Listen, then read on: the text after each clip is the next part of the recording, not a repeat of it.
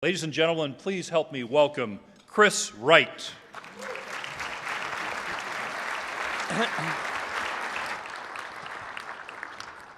Thank you for having me today. Thank you for being here.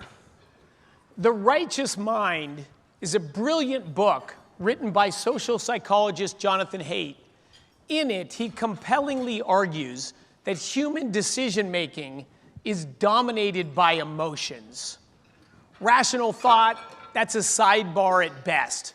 It's just the way we're wired and the way we make decisions. The problem is, if you take emotions and fashion and they become driving forces in the world energy system, it causes enormous problem. Measured in human lives, thousands of lives, millions of lives. Look at the world today. Look at what's happening. We've had rolling blackouts across Asia, across Europe, heating bills. The rising heating bills is causing political unrest in Europe. This isn't the 1950s, this is today. We have all sorts of factories that are closed, including fertilizer factories around the world, because the natural gas is unavailable or too expensive. You shut down fertilizer factories, now we see the price of food driving up. We're driving up the price of food. We're in the greatest energy crisis the world has seen in decades. We may be just at the beginning of it. But this energy crisis has nothing to do with the scarcity of energy. That's not what's driving it. It's about decision-making. Political policies, ill-informed and destructive political decision-making has led us to where we are today. Why? Why?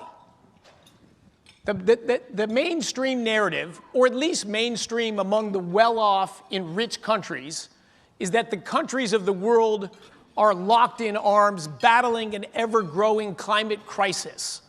If we could get the denying retrogrades out of the way, we'd soon usher in an age of cleaner, cheaper, greener energy. This climate crisis is building, and it's wreaking havoc everywhere, and the greatest victims of it are low-income and disadvantaged people. That's why no action is too bold, no action is too rushed. We have to save humanity. That's the narrative today. That's the narrative you hear in the media, from politicians, even ESG movement in the corporate world. You saw it in the schools there and the kids protesting. It is everywhere. There's only one problem.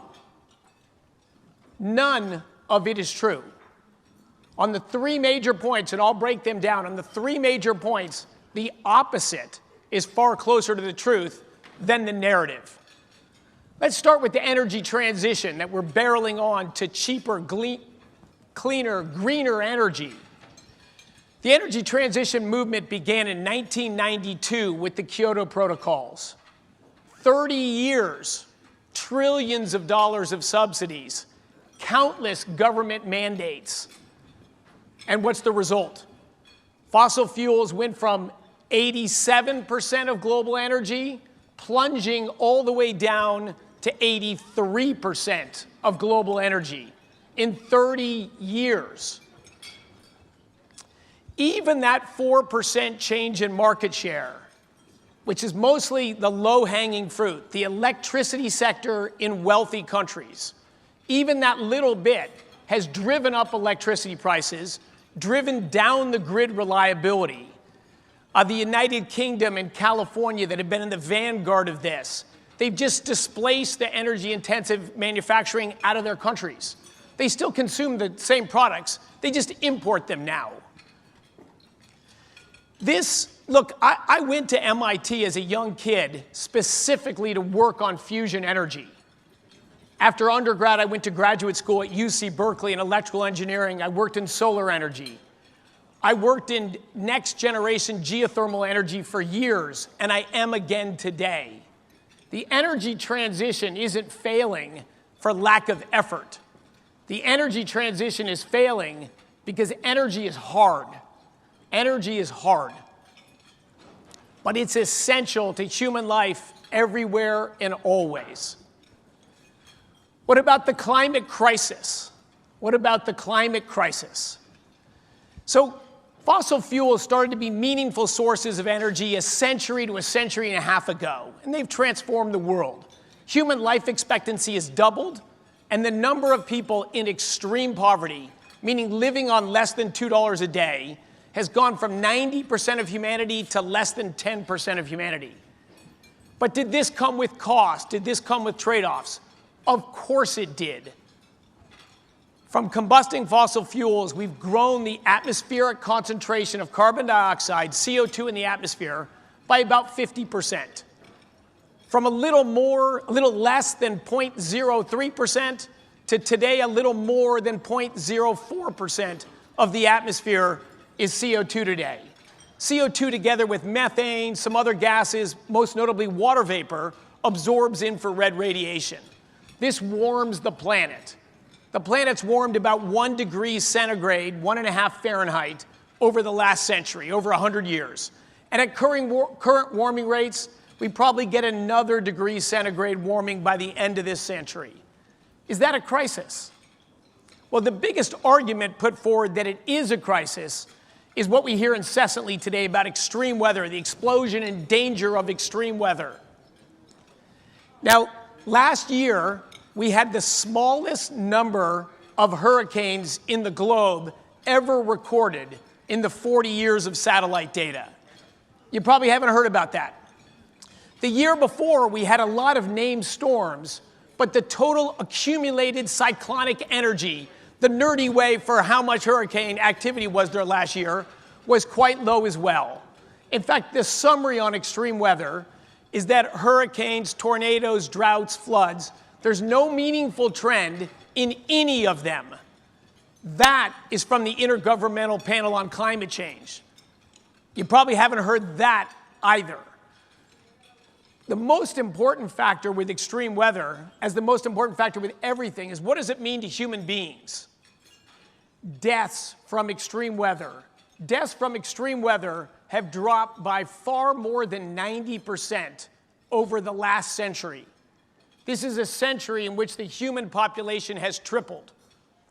You probably haven't heard that either, which means for a child born today or living today, the risk of death from extreme weather is perhaps the lowest it's ever been.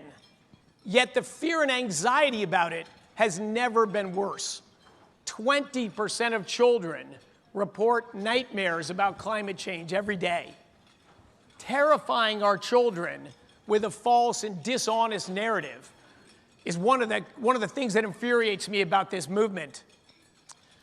Perhaps even worse, I would say the worst of all has been the total disregard for low-income people around the world and in our own countries. This issue of energy poverty. A third of humanity, 2.5 billion people, cook their daily meals burning wood, dung, and agricultural waste inside of their homes. Just the particulate matter, the indoor air pollution from that, kills 2 to 3 million people every year. That from the World Health Organization. If you add in lack of access to simple, clean water, lack of access to basic health care, and malnutrition, we get about 10 million preventable deaths every year simply because of lack of access to basic energy. This is a crisis. This is an absolute human crisis, and it infuriates me that you never hear about it. We never hear about that. You probably did hear that at the last climate conflab, the COP26 in Glasgow, the United States proudly stood up with 20 other countries and committed to the complete cessation of any lending for fossil fuel development in the developing world. Just the thing that can save 10 million lives a year, we said absolutely not, we want no part of that. That is the kind of decision making.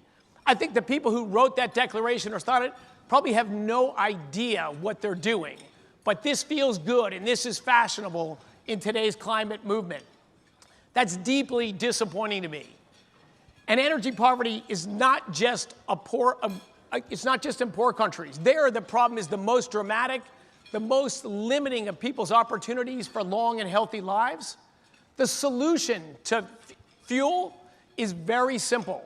It's simply a cook stove. Think of when you go camping or backpacking. It's a propane cook stove and a canister. Internationally, they call it LPG.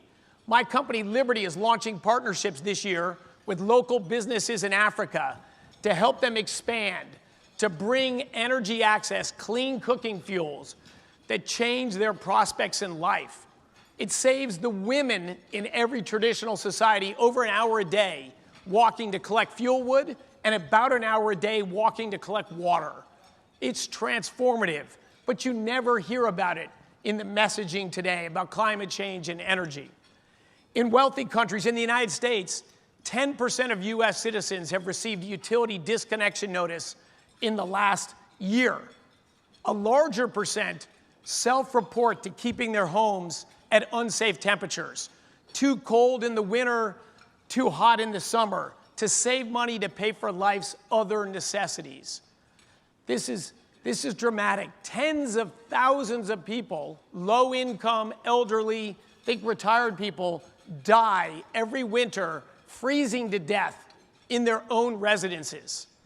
Globally, 5 times more people die every year from the cold than die from the heat. And as the world keeps getting wealthier and society keeps progressing, we're making energy more expensive, and we're growing these tragedies, not addressing these tragedies. My plea is for sobriety. Learn something about climate change. Learn something about where the world gets energy. The world desperately needs sobriety and honest and a little bit of human compassion to solve the real global energy challenges. I wrote a report last year in a corporate ESG report called Bettering Human Lives. I encourage anyone to take a look at it. It goes in these issues in more detail. But I thank you for what you've done today, and I'll end with the words of a friend of mine, Robert Bryce. Energy realism equals energy humanism. Thank you.